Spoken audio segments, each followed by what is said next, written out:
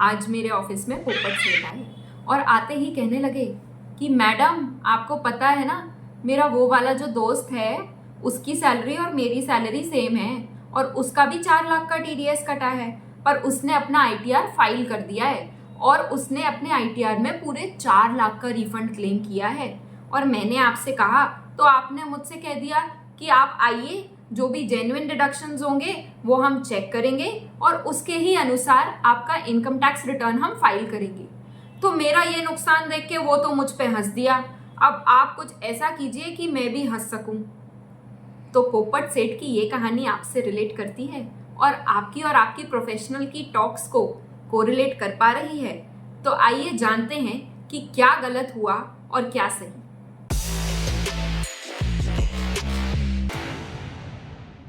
तो चलिए समझते हैं कि कौन कौन से फेक डोनेशंस लिए जाते हैं जिनके जरिए पोपट सेठ और उनके दोस्त पूरा टीडीएस क्लेम करने की बात कर रहे थे। सबसे पहला फेक डोनेशन और सबसे कॉमन फेक डोनेशन जो है वो है हाउस रेंट अलाउंस।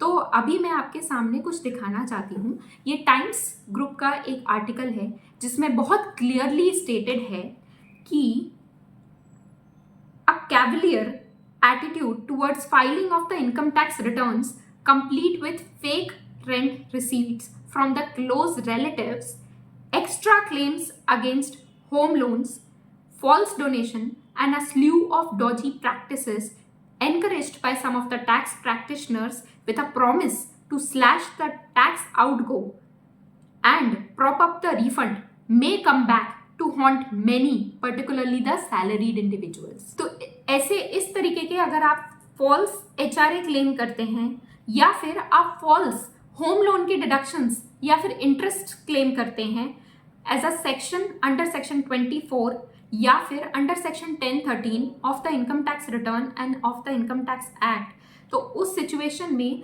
आप इस फेक डिडक्शन के टैक्स नेट में आते हैं।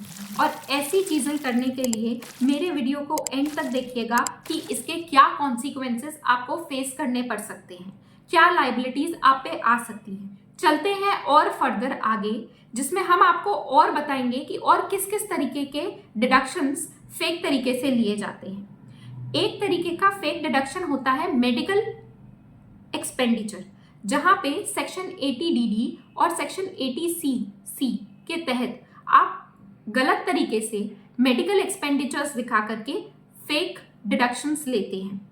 एक और आर्टिकल आपके सामने रखूंगी जो कि अगेन टाइम्स ग्रुप का है, जिसमें बहुत क्लियरली इस चीज को स्टेट किया गया है कि the consultants fabricate bogus documents और file returns without proper documentation under section 80CC and 80DD, even though the employees were not eligible.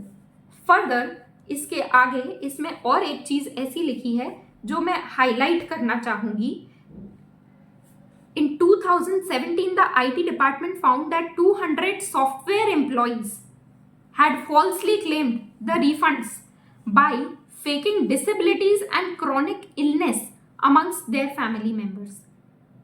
तो इस तरीके के फॉल्स मेडिकल डिडक्शंस और फॉल्स एग्जेम्पशंस अगर आप क्लेम करते हैं अपने इनकम टैक्स रिटर्न में, तो सावधान हो जाए, क्योंकि आपको इसके कॉन्सिक्वेंसेस पता चलते ही आपके खुद के होश उड़ जाएंगे। आइए जानते हैं फर्दर फेक डिडक्शंस के बारे में। जो एक और बहुत ही कॉमन डिडक्शन है जिसको लोग क्लेम करने से जरा भी नहीं हिचकिचाते हैं, वो है फेक डोनेशंस। अब ये फेक डोनेशंस चाहे आप एनजीओस की रिसीट्स लेकर के आए, चाहे आप पॉलिटिकल पार्टीज की रिसीट्स लेकर के आए, आमतौर पर प्रोफेशनल्स को ये सुनना पड़ता है कि भाई ऐसे डोनेशंस ऐसी रिसीट से मिल जाते हैं और इनका क्लेम आप ले लीजिए क्योंकि ये तो चल जाते हैं। तो आइए इसके बारे में भी मैं आपको एक ऐसी चीज, एक ऐसी न्यूज, एक ऐसी इंफॉर्मेशन पास ऑन करती हूँ जो आपके लिए जानना बहुत ही रेलेवेंट है। तो हमारे पास इस वक्त इकोनॉमिक्स टाइम्स का एक आर्टिकल है जो मैं आपके सामने दिखाना चाहूंगी।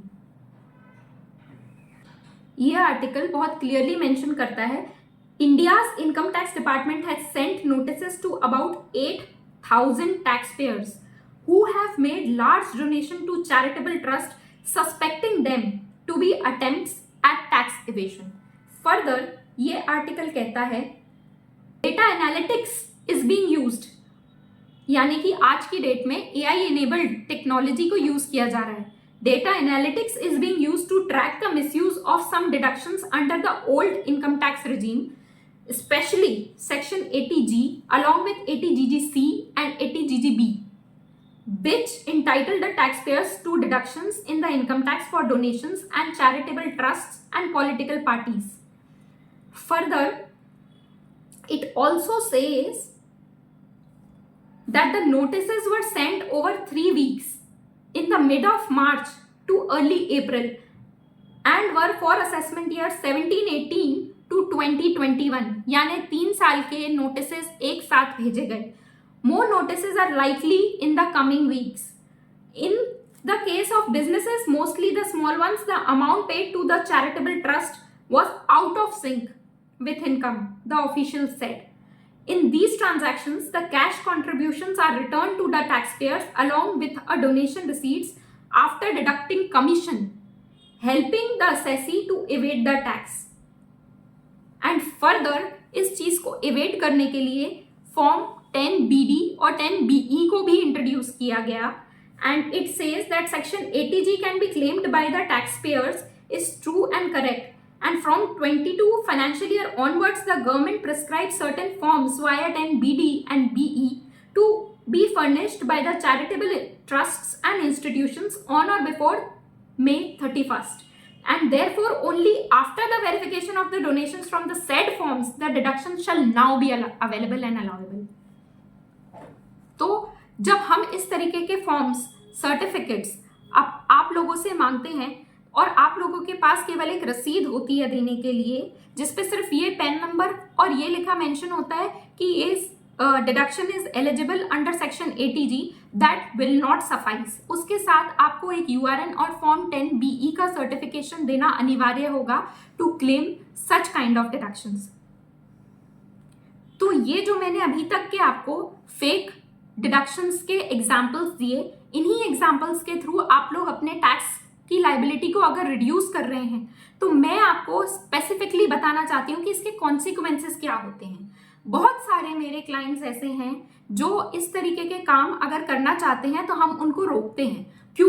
क्योंकि एक notice under the section 133 subsection 6 एक पावर है for the income tax department to call for the information which you have furnished in the income tax return. इसके तहत फर्दर पावर दी जाती है अंडर सेक्शन 148, जिसके तहत अगर आपको नोटिस भेजा गया और आपने वो इंफॉर्मेशन, वो डॉक्यूमेंट्स, वो प्रूफ्स नहीं दिए जो कि आपने डिडक्शंस अपनी इनकम टैक्स रिटर्न में क्लेम किए थे और आपने फेक डोनेशंस क्लेम किए हैं और इनकम टैक्स डिपार्टमेंट जस्टिफाई या सेटिस्फाई नहीं होता है आपके दिए गए डॉक्यूमेंट्री एविडेंसेस से, तो वो सेक्शन 270A के तहत आप पे 200% पेनाल्टी लगा सकता है ऑफ द टैक्स अमाउंट. तो अगर 4 लाख का TDS बचाना चाहते हैं तो इस चीज को ध्यान रखिए कि कहीं 12 लाख की पेनाल्टी ना आ जाए और आपकी बुक्स 8 साल तक, जिस साल आप फाइल करते हैं उससे लेकर 8 साल तक कभी भी ओपन हो सकती है. आपका असेसमेंट 8 इयर्स तक कभी भी किया जा सकता है.